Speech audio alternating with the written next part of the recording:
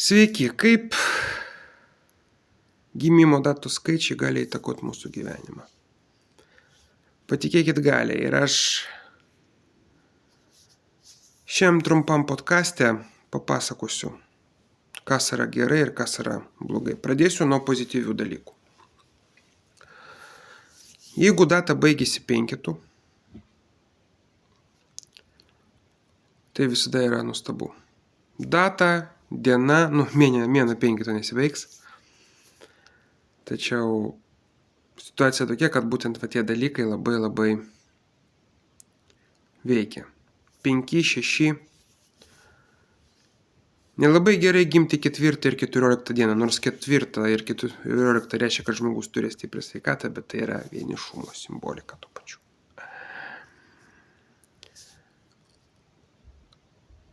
Taip pat puiku trejetai, vienetai, dvejetai.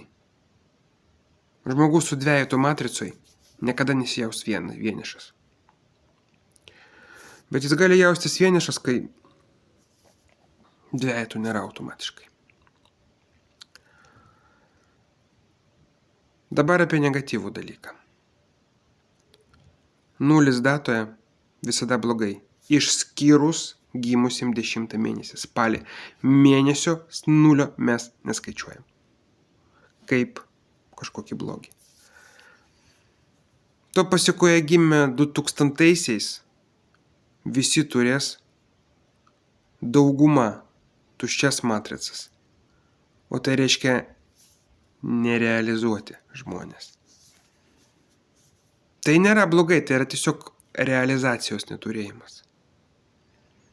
Kažkam taip, kažkam yra blogai neuždirbti pinigų ir tai yra išties blogai, kažkam yra blogai. Vieni kiti dalykai, visą tai atsispindi 2000-aisiais. 2 pirmieji jau geriau, bet 2000-ieji, kai 3-0 datoje, kai mes negalim nuo to 0 atsiriboti. Bet tas yra žiauriai negerai. Tas yra skausminga. Kiekvienam. Pabrėžiu, kiekvienam. Taipogi gimę 10, 20, 30 dieną taip pat neša tokį pat 0 negatyvą. Apskritai, kuo daugiau skaičių yra jūsų datoje, to yra geriau. Bet būna, kai pavyzdžiui, pas žmogų per daug vienetų. Tai yra labai blogai. Reiškia, žmogui gali būti problemos kažkokios su psichika. Arba pas žmogų per daug 9. 9 intelektas, jis kenčia nuo savo proto, kenčia nuo savo intelekto, jis nepritampa tarp žmonių. Nors jeigu jis sociopatas, jiems žmonių nereikia, vėlgi viskas eis į naudą. Yra žmonių su labai daug 9.